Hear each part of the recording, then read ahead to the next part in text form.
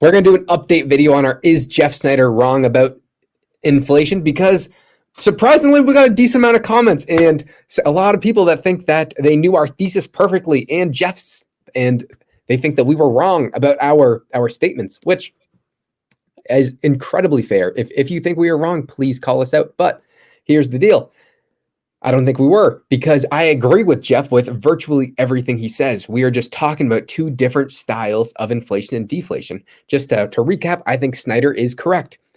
Yeah. In a monetary sense, we are not seeing inflation. The total dollar supplies are decreasing or not growing at the rate they should be, which means we don't have a monetary style of inflation, which is not like the 1970s. What we do have is new currency units in the households, which actually spend it. Like the average Joe, due to stimulus checks and government intervention, there's less supply of goods, as well as the average person having more dollars, which then spends it, like the 1940s, where we could see high inflation, low bond yields, actual monetary inflation decreasing. And I think Jeff would agree with that as well. But we are just defining inflation two different ways. When you hear Snider talk about inflation, deflation, when you hear him talking about that, replace inflation, deflation with economic activity. When he's talking about inflation, he's talking about an increase in economic activity. And deflation, he's talking about a decrease in economic activity. So let's think about this. I agree that we are going to see a decrease in economic activity, which means that is deflation, as well as the total dollar supply not growing at the rate that it should be because banks are not lending. But where we twist and turn is because I think the prices of goods and services are going to remain elevated or continue to go up because of this government intervention and these supply chain issues, which are leading to high prices. Yeah, and just, I think, to be fair to Jeff, I think that he would also say, like, I oftentimes get told, what Jeff would say, that, listen, don't you see prices going up? Don't you see the CPI going up? And Snider's like, I get it. And so I think in that particular situation, it's very important to make a distinction between maybe, should we say, a more technical version of inflation versus what the average person would experience walking in or out of the store. The last thing I'll say is the only reason why I think the system's already changed compared to Jeff is because I think the next crisis, which I think will happen soon, especially with the Eurodollar futures curve that just inverted, signaling massive deflationary pressures, I think the result of that crisis and the crash of asset prices will be more government intervention and more stimulus. And I think bond yields are going to continue low. They could go lower. I think they'll stay flat for a long period of time. And we'll still see consumer goods increasing in price just because of what we're seeing with this massive amounts of stimulus and government intervention. That does not mean we're having inflation the way Jeff describes it, because Jeff describes it as economic activity in the money supply expanded. Gotcha. So Andrew Norman wrote this. I heard Jeff reiterate his thesis this morning, and he was very clear that he is addressing historical conditions and current conditions based on current policy, as defined by the Treasury and Eurodollar future yield curves. He specifically mentions that monetary oversupply might be an issue in the future, presumably because of U.S. debt monetization and direct payments, but we're not there yet.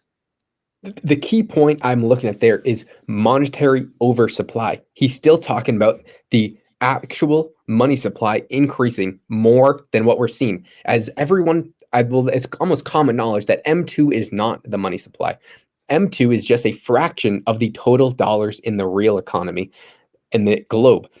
He is saying that, yes, we might get to a point where the government spending can actually offset the bank's lack of lending, which will cause the monetary style of inflation.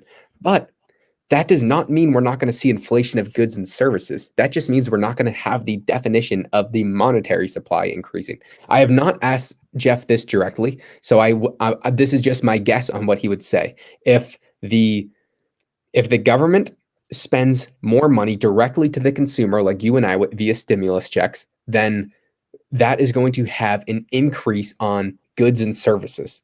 That does not mean we are seeing a monetary style of inflation. Comment I would have, I'm kind of going to save for a later question, but it has to deal with the monetary oversupply that might be an issue through direct payments. Again, more on that in a second, but that's kind of where I would focus my answer to that one on. All right, Justin, here we have Rex Mundy. Two kids. Rex Monday, 14 hours ago, writes, two kids trying to compete on Jeff's level. Keep trying. Rex, we do have quite a lot of work to do. And one of the reasons that Josh and I started the channel was just kind of to kind of bat these ideas around. And so part of that is kind of just being the first ones to admit that we probably don't know what we're talking about, but at least we can admit that we don't know what we're talking about. Rex, we agree. Jeff Snider is infinitely times smarter than we will ever be. What we are saying is we are just it was a little clickbaity. This video is too. Josh. But he does it, by the way. That is not me. It is me. And we agree with Snider. We just disagree with his definition of inflation and deflation. That's about all I have to say. And I agree with you. Like, we are just two kids. Justin's sure as hell isn't a kid, but but we are just two idiots on the internet. And Snider is way smarter than we will ever dream to be. Yeah, I can even hold on to my hair. So yeah, that should say everything right there. Anyways, next question. Mean People Rule writes, some basic concepts are wrong here, guys. The Federal Reserve doesn't print money. The Treasury does. And all of the banks create money by lending money to entities that create things of value. You got to understand what the Federal Reserve does, and then maybe you can go after Snider. Maybe research is in order before you start hitting the apple juice. I agree with you, sir. I'm not too sure what you think our views on how money created is, but money can be created in one of in three ways. The first way is the banks lend money to the average person, then money is now created. The second is when the government issues debt and it's monetized by the Fed, which then new dollars are then circulated into the economy. The third way is when non-bank entities, or when non-bank entities sell treasuries. And we'll go into the nuance here for a quick second. If you have a treasury on your balance sheet and then you sell it to a bank, that bank then just puts dollars into your checking account, which means new dollars are then technically created. So, sir, those are the three ways that money can be created, and I'm not too sure where you think that we differ. Justin's going to talk about the potential fourth way, which would then change everybody's game. Justin, you want to roll right into that? Yeah. So right here, I've oftentimes been fond of saying, I think the Fed wants the ability to cross the chasm. When I say cross the chasm, what I mean is just a cute way of saying the Fed wants to be able to put spendable currency units directly into your pocket. They can't do that right now. With the current system, the Fed cannot directly implement dollars into the average person's bank account. I can't do that. So this was what I was mentioning a little earlier, and this is where I would say, and the word is not disagree, because that's not necessarily the correct way, but this would be this would be my question that I don't think is necessarily being considered or is being appreciated.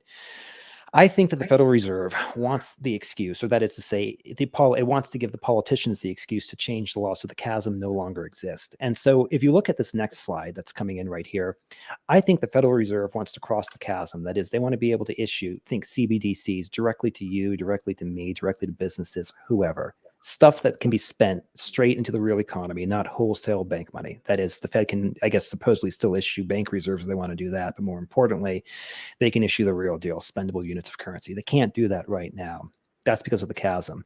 So my suspicion is that, and I think this is what I would assume that Dr. Lacey Hunt and Snider would agree with as well, is that as long as the chasm remains in effect, you're probably going to see disinflation. But if for whatever odd reason the rules were to change and the Fed could provide direct stimulus payments on an ongoing basis to the populace, you would probably see a change of the tune. And to be honest with you, Mean People Rule, I think you got that right there. When you talk about money lending and the entities where you see the Fed actually creating this in lieu of the banks creating it, and the prior question as well, talking about the idea of being able to stimulate or do direct transfer payments as well. You kind of see a shade of that too. So that's my big thing is, again, like I said, I don't necessarily think I would use the word wrong, but I would use the concept that if you look in a straight line, I think Jeff, Lacey Hunt, Len Alden can see very, very far into the distance. They're really, really, really good at that. But I think in this particular situation, I think it's more of a curve we need to look around. And if you're trying to see around a curve, you don't necessarily want to be able to see far off in the straight distance that's far ahead. So all of these profound thinkers have the same view on how the current system works. It is, but the only thing that they differ in is where they think that we are going. People like Lynn Alden think that we are going to continue to get, and George Gammon think that we're going to continue to get government intervention and stimulus, which is going to drive consumer prices up. And Lynn Alden, when she's talking about inflation, she's talking about it from the consumer's point of view, the average Joe. When Van Meter and Snider talk about deflation, they're talking about from the bond point of view. They think bonds are going to go down because they think the money supply is going to decrease. And but Lynn Alden and Jeff Snider, they agree with everything. They're talking about different things. It's not a fair comparison to compare Snider to Lynn Alden because they have the same view. They're just when they say inflation and deflation, they're talking about it in two different ways. And that is what I would really try and pound into your head